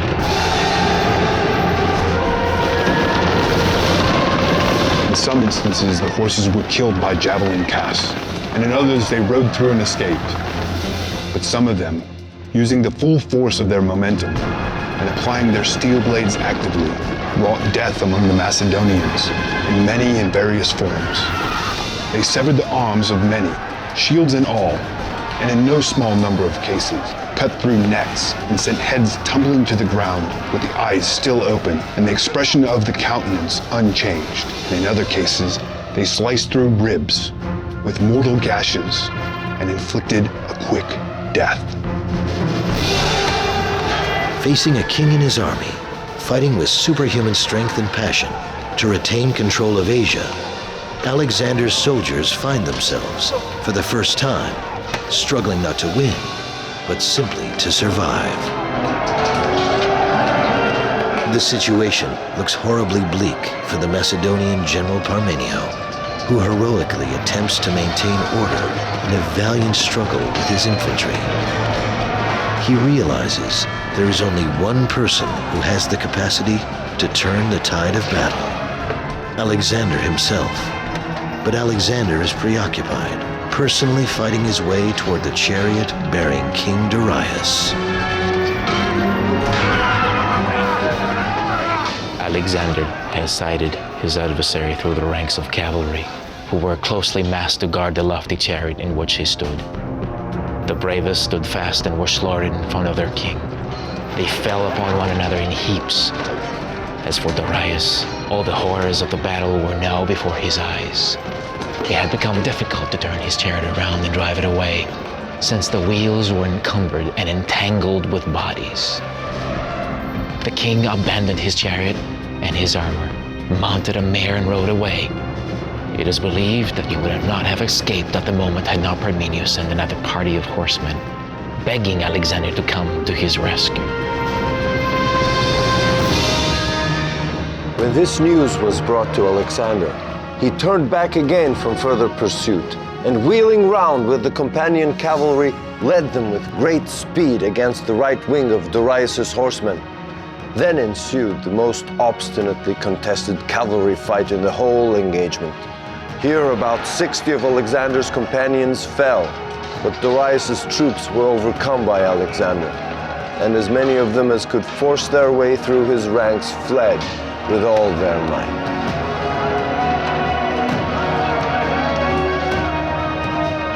What may have first appeared to be impending doom for Alexander proves to be yet another episode confirming Alexander's genius as a commander. Realizing that Darius is relying not on his infantry, but massed squadrons of heavily armed horsemen, Alexander tempts both of Darius' cavalry wings to charge his echelon flanks. Alexander hopes that the flanks can hold out just long enough to create a gap in the Persian line, allowing Alexander's companion cavalry to punch through, which they do with perfect timing. Historians past and present consider the strategy masterful. Alexander had a tactical brilliance there. The only thing that one can perhaps criticize is that he left the battlefield in pursuit of Darius, trying to get hold of him alive. Alexander wheels around and starts off in pursuit of Darius once more, keeping up the chase as long as there is daylight. Parmenio's brigade also follows, but when darkness falls, Alexander stops to rest his men and horses. Darius continues to ride away, leaving behind his chariot, spear, and bow. Again, Darius escapes. Although the Macedonian army is grossly outnumbered, the casualty figures reported by historians are nothing short of astounding. Some say incredible. Of Alexander's men, about 100 were killed, and more than 1,000 of his horses were lost, either from wounds or from fatigue in the pursuit. Of Darius' forces, there were said to have been 300,000 slain, and far more were taken prisoner than were killed. The Battle of Gaugamela leaves no doubt that Persia is now under Alexander's control. But of far greater importance for the warrior king is the capture of King Darius. Alexander knows Darius will be far more valuable governing Persia under his command than as a deceased ruler. But would he be able to capture the fallen king alive?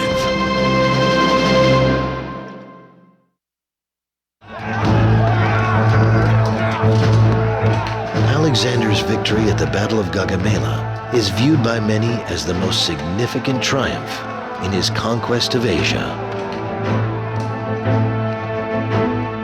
After the battle had ended in this way, the authority of the Persian Empire was regarded as having been completely overthrown.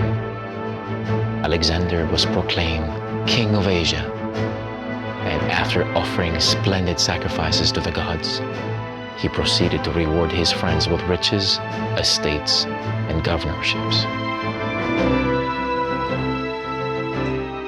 Within 4 months of his victory at Gaugamela, in January of 330 BC, Alexander takes over Darius' palace and the city of Persepolis in ancient Persia. Now, all of Persia, its capital city, and literally tons of gold and silver bullion belong to Alexander. The minimum estimate is of 180,000 talents of it, and you have to remember that a talent is 57.5 pounds weight. This made him the richest man in the known world. He could do what he liked He could call himself God if he wanted. It's like taking over the whole of Fort Knox one afternoon, and that treasure was evacuated and sent in a great bullion train escorted by 6,000 Macedonians. Alexander described Persepolis to the Macedonians as the most hateful of the cities of Asia and gave it over to his soldiers to plunder. The Macedonians raced into it, slaughtering all the men whom they met and plundering the residences. Such was their exceeding lust for loot that they fought with each other and killed many of their fellows who had appropriated a greater portion of it. Some cut off the hands of those who were grasping at disputed property, being driven mad by their passions. Basking in the spoils of victory, Alexander remains with his army at Persepolis 4 months before continuing his conquest of Asia. Alexander had some great natural gifts, but all those were marred by his inexcusable fondness for drink. At a daytime drinking party, a courtesan claimed that if Alexander gave the order to burn the Persian palace, he would earn the deepest gratitude among the Greeks. The king was enthusiastic. "Why do we not revenge Greece, then, and put the city to the torch?" Alexander took the lead, setting fire to the palace, to be followed by his drinking companions. Such was the end of the palace that ruled all the East. The Macedonians were ashamed that a city of such distinction had been destroyed by their king during a drunken orgy. As for Alexander, it is generally agreed that when sleep had brought him back to his senses after his drunken bout, he regretted his actions. By the summer of 330 BC, there is little doubt, at least in Alexander's mind, that he rules Asia. But it isn't enough for Alexander to control Darius's kingdom. He passionately continues to pursue Darius, not to kill him, but to take him prisoner. It was, I suppose, the ultimate in legitimizing. The previous ruler recognizes him not merely as the conqueror, but as the natural monarch of Persia, and almost abdicates for him. How long he would have lived after that, we don't know, but I'm sure that was the thinking behind it. The other important reason for getting his hands on Darius, either dead or alive, was to make sure, and alive is better than dead, to make sure that no pretenders pop up. He's fighting against a culture that is used to having pretenders pop up and say, "I'm Darius. No, I'm Darius. No, I'm Darius." And the reason why this could occur is because there's no ABC, NBC, CBS, there's no CNN, there's no C-SPAN. The only way you could be absolutely certain that you had gained control of the king of the previous dynasty and say, "We're done with this dynasty," is to have him alive in your possession. When Alexander learns Darius is heading north, he again takes up the chase. So rapid was the march that many of the men, unable to stand the pace, dropped out. A number of horses were worked to death, but Alexander pressed on, regardless of loss. At this juncture, two important persons in Darius's army sought an interview with Alexander. They reported that Darius had been forcibly seized and put under arrest by his own commanders. Bessus, one of his generals, had assumed power in his place. Instantly, Alexander was on the march again, with greater rapidity than ever. June 330 BC. Alexander's army marches day and night to catch up with the Persian army under the control of Bessus. Within 2 weeks, Alexander has the Persian troops in sight. Even though the Persian army is still far greater in number than that of Alexander, thousands of Persian soldiers surrender. Bessus, however, would not allow such a fate for Darius. Bessus and his fellow conspirators came to Darius's wagon and started urging him to mount a horse and flee to escape his enemy. Darius, however, declared that the gods had come to avenge him and, calling for Alexander's protection, refused to go along with the traitors. At this, they were furious.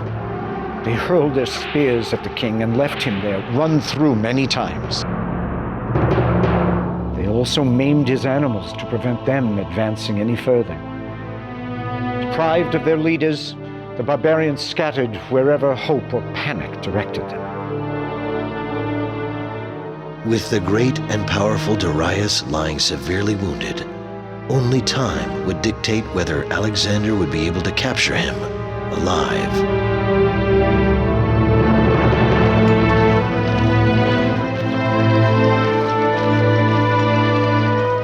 When Alexander's forces finally catch up to the fleeing Persian troops, they find Darius barely clinging to life. They found him at his last gasp. He asked for a drink, and he swallowed some cold water, which a Macedonian brought him. He said, "This is the final stroke of misfortune, that I should accept a service from you and not be able to return it. But Alexander will reward you for your kindness, and the gods will repay him for his courtesy towards my mother and my wife and my children." As he said this, he took the Macedonian by the hand and died. When Alexander came up, he showed his grief and distress at the king's death, and unfastening his own cloak, he threw it over the body and covered it. Later, after he captured Bessus, who had murdered the king, Alexander had the tops of 2 straight trees bent down so that they met, and part of Bessus's body was tied to each. Then when each tree was let go and sprang back to its upright position, the part of the body attached to it was torn off by the recoil. As for Darius's body, he sent it to his mother to be laid out in royal state. With Darius dead, Alexander's conquest will ultimately be assured. But in the ensuing months, Alexander faces new enemies within his own army and within himself.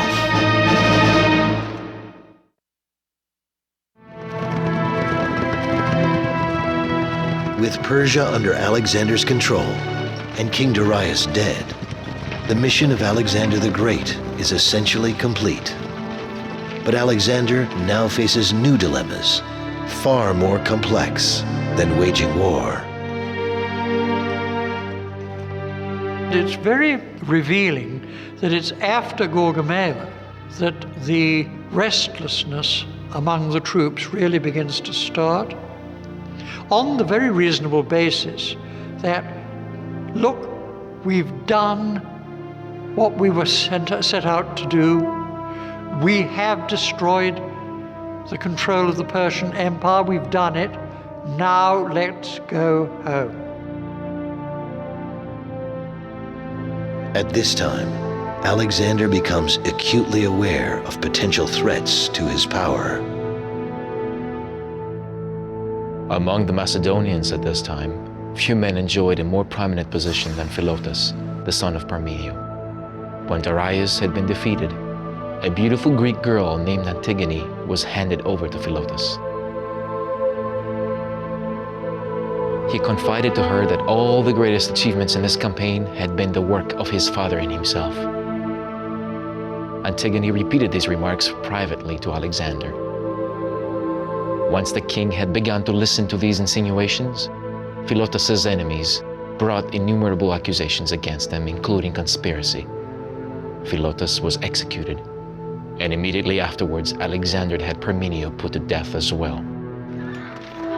This was a man who had rendered many great services to Philip and who, of all Alexander's older friends, had urged him more strongly to undertake the invasion of Asia.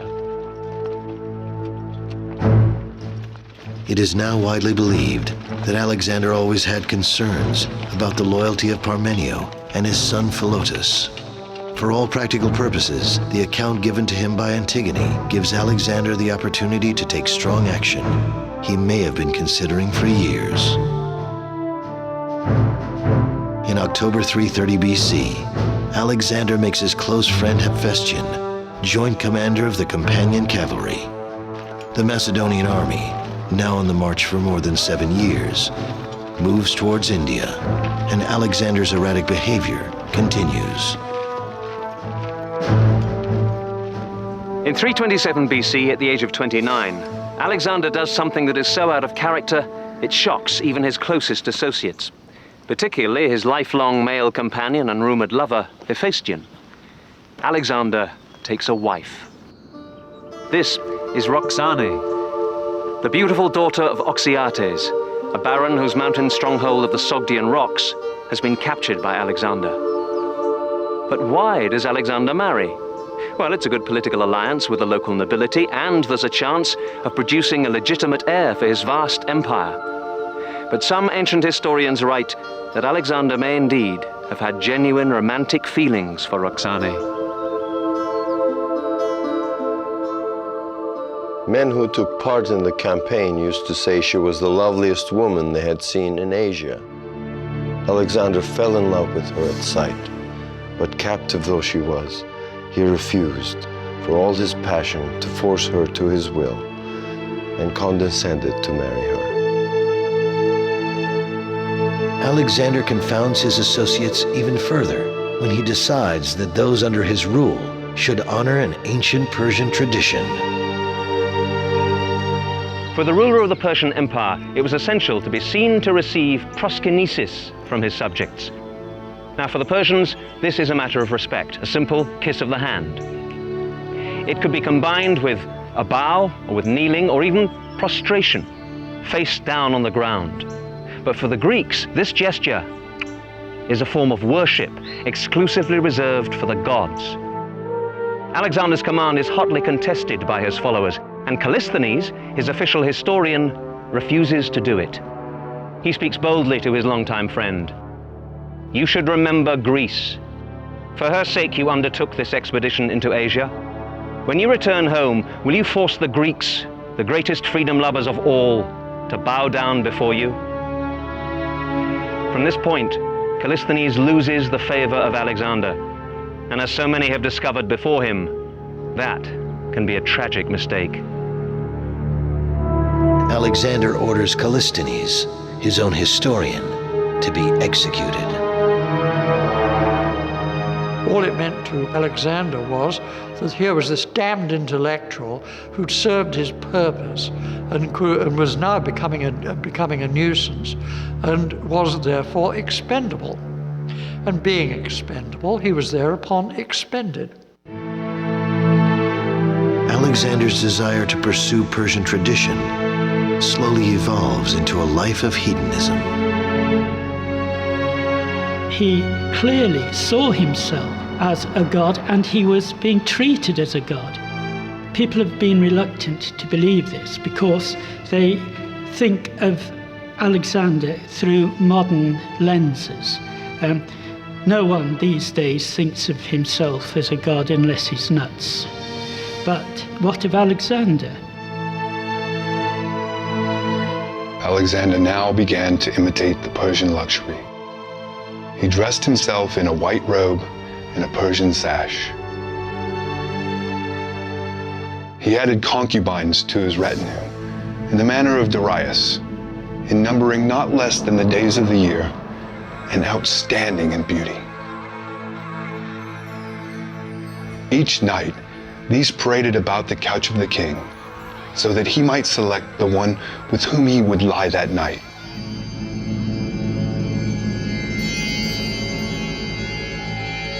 Alexander could better cope with warfare than peace and leisure.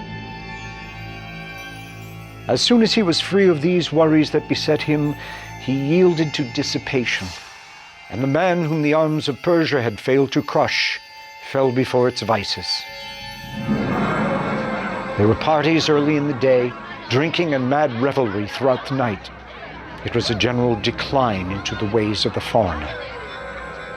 By affecting these as though they were superior to those of his own country, Alexander so offended the sensibilities and eyes of his people that most of his friends began to regard him as an enemy. His long-sought conquest of Asia complete, Alexander continues to want more. In early 326 BC, he begins a campaign in India, where King Porus attempts to stop him at the river Hydaspes.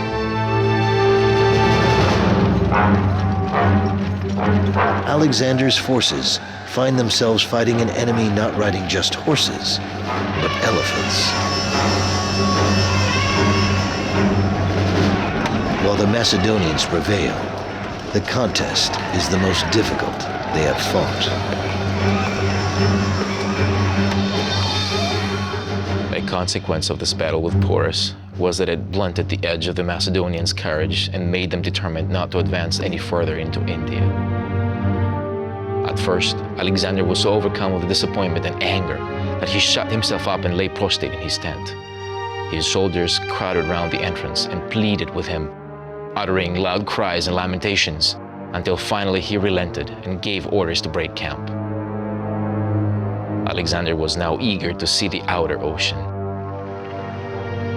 He had a large number of oar-propelled ferries and rafts constructed, and was rowed down the rivers on these at a leisurely speed. But his voyage was by no means a peaceful affair. As Alexander travels downstream, he will land, assault the cities near the banks, and subdue them all. Then comes the walled city of Mali, home of the independent tribe of Malians. Alexander neared the city and thought to take it by storm.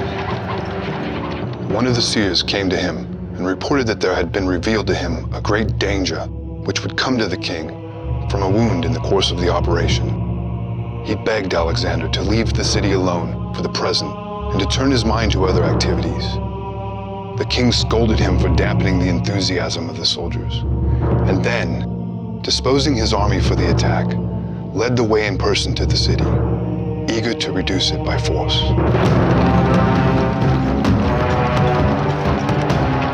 Alexander stationed his infantry in a ring around the outer defenses and moved up in close formation. The defenders took refuge in their inner stronghold. Here, they continued to resist, and not without success, for they turned and fell upon a small party of Macedonians, driving some of them out again and killing about 25 before they could get away. Alexander, meanwhile, brought the scaling ladders into position all around the inner stronghold. But the men with the ladders are too slow for Alexander. Impatiently, he grabs one himself, leans against the fortress wall, and is the very first to climb to the top, cutting down at the enemy left and right, until suddenly Alexander stands alone. To the horror of his men down below, he is now a perfect target for enemy archers. What he should do now is go back, jump down to rejoin his men. But what he does do is jump forward, inside the enemy fortress, where, in hand-to-hand combat, he fights for his life. Horrified, the Macedonians rush for the walls in such numbers they break their own ladders. Only 3 of them manage to join him inside the fortress, including the bearer of Alexander's Trojan shield. 2 of the Macedonians are cut down by the enemy, and Alexander himself receives an arrow which penetrates his body armor and pierces his lung. The 4th Macedonian defends his leader with the great shield of Troy. Desperately, Alexander's army finally manages to scale the walls, and they witness an impossible sight. Their invincible leader lying on the ground in a pool of blood.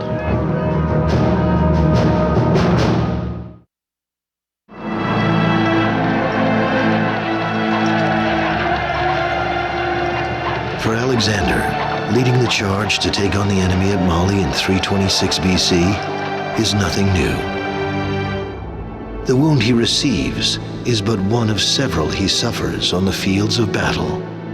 But for the seemingly invincible warrior, this injury is different. Alexander's troops realize it is life-threatening. Immediately, the rumor ran through the camp that Alexander had been killed. Meanwhile, his attendants, with great difficulty, sawed off the wooden shaft of the arrow and thus succeeded in removing his breastplate. They then had to cut out the arrowhead, which was embedded between his ribs. When it was extracted, the king fainted away and came very near to death. Even when the danger was past, he remained weak and for a long time needed careful nursing. Slowly, Alexander recuperates. During the next 2 years, he heads his army west back towards Greece, half by land, half by sea. In July of 324 BC, Alexander suffers an even deeper hurt. His close friend Hephaestion dies of an unknown illness. Alexander is devastated. We are told that Alexander flung himself on the body of his friend and lay there nearly all day long in tears and refused to be parted from him until he was dragged away. Some have said that he had Hephaestion's doctor hanged for giving the wrong medicine. All the accounts agree that for 2 whole days after Hephaestion's death, Alexander tasted no food and paid no attention in any way to his bodily needs, but lay on his bed, crying.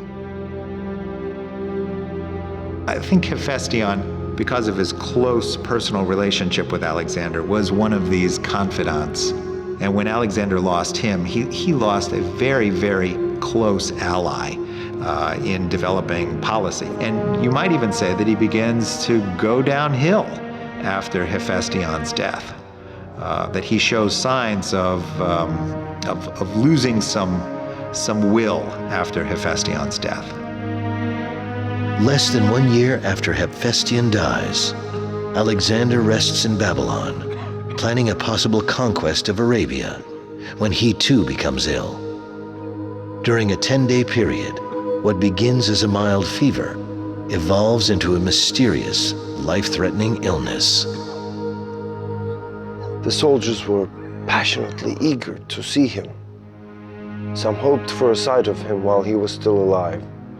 Others wished to see his body, for a report had gone round that he was already dead, and they suspected that his death was being concealed by his guards.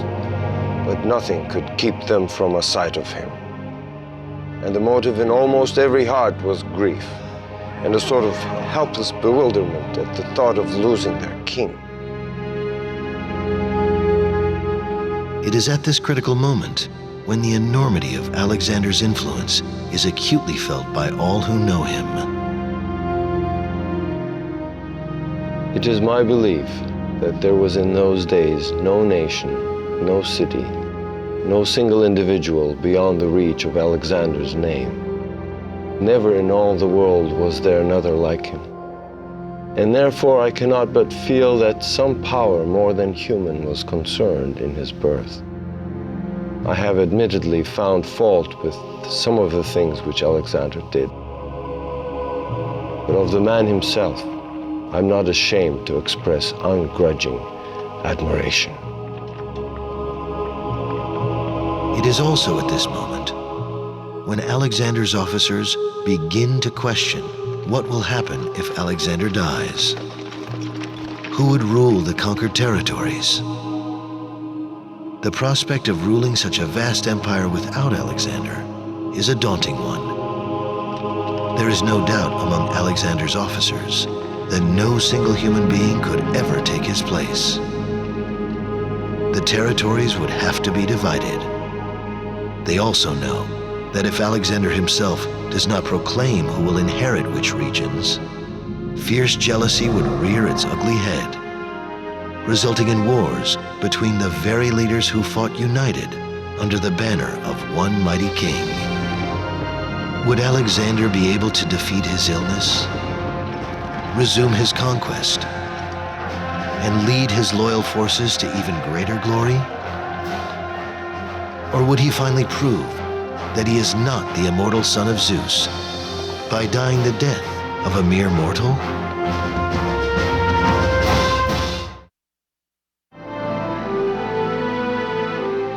Late in the evening of June the 9th, 323 BC, a group of Alexander's officers keep vigil as their king's condition worsens. He tells them, "I foresee a great funeral battle over me. Towards the end, they gather round his bedside to ask the critical question: to whom will he bequeath his kingdom? Weakly, Alexander whispers his last words: Kratisto, to the strongest. Early in the morning of June the 10th, his eyes close forever. For centuries, historians have debated the cause of Alexander's death, from alcoholism to poisoning to compulsive self-destruction. If we're asking what killed him, you've got a whole smorgasbord to pick from. And again, funnily enough, it might be a case of all things conspiring together. He never really got over that terrible shovel-headed arrow wound that he got in India. That really nearly killed him. There is also the probably endemic malaria, whatever disease it was that he had during his last days. I feel that Alexander died ultimately because he pushed himself too hard. With Alexander, he has this wonderful military campaign and then dies.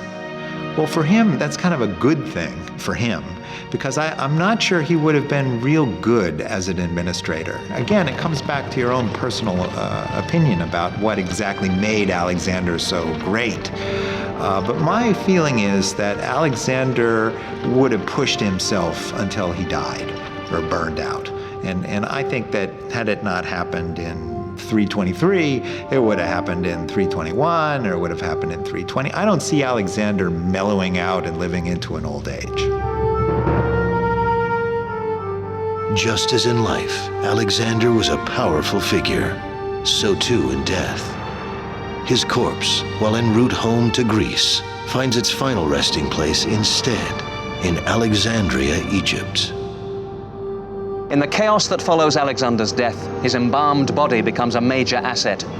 Alexander had said that he wished to be buried at Siwa with his spiritual father, the god Zeus Ammon.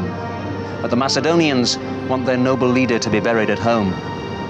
As the body is being transported by land in a golden sarcophagus, it is hijacked by soldiers under the command of Alexander's former general Ptolemy, now the new ruler of Egypt. Controlling the body of Alexander lends new power to the reputation of Ptolemy and his successors. For several hundred years, Alexander's sarcophagus is viewed here by thousands, including Julius Caesar. But when the Ptolemaic pharaohs fall from power after the death of Cleopatra, they lose control of Alexander's remains. Today, no one is certain exactly where the remains of Alexander are located. Most agree they are buried beneath the streets of Alexandria, most probably near the Mosque of Daniel. The mosque is very active, with prayer services held every day.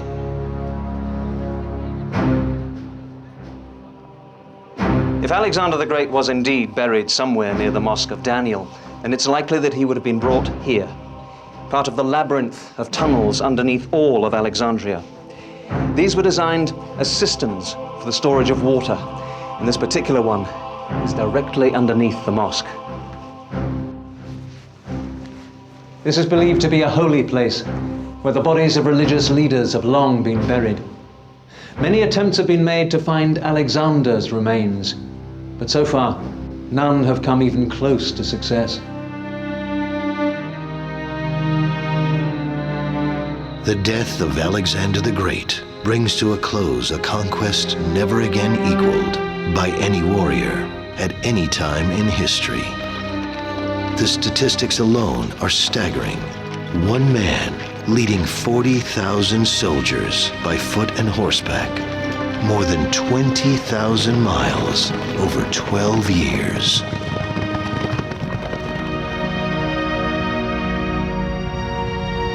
The vast kingdom which Alexander fought so hard to build over a 12-year period ultimately becomes divided among more than 20 rulers. Today, historians, scholars, and soldiers continue to debate the complex character of King Alexander of Macedon. Why do we call him Alexander the Great? Most agree he was the finest military commander that ever lived. He also created a cultural exchange between East and West that became a pivotal point in human history. But he gained his empire at a huge cost of death and destruction. If he had lived, how much further would he have gone? Perhaps we are fortunate that we will never know. At the end of his short life, Alexander was walking a fine line between genius and insanity. Alexander gives an example to the world of a general, the likes of which we have never seen since. Every major general compares himself to Alexander, and I think most every major general feels that somehow he falls short of Alexander. Alexander himself was so powerful a figure that during his lifetime, men who afterwards became great kings, marshals, and leaders, while he lived, they were no more than senior officers, lions to his lion tamer. And even after his death, they were still so scared of him that in council meetings, his crown, his scepter, his royal robe presided at the head of the table. He was still there for them, even though he was dead. Alexander appears to have had not one moment of self-doubt, not one moment of fear. Whether he was a god or not, he certainly had the confidence of one. He had an absolute vision of his own greatness, and in the end, we are forced to agree with him. He is, and will always remain, Alexander the Great.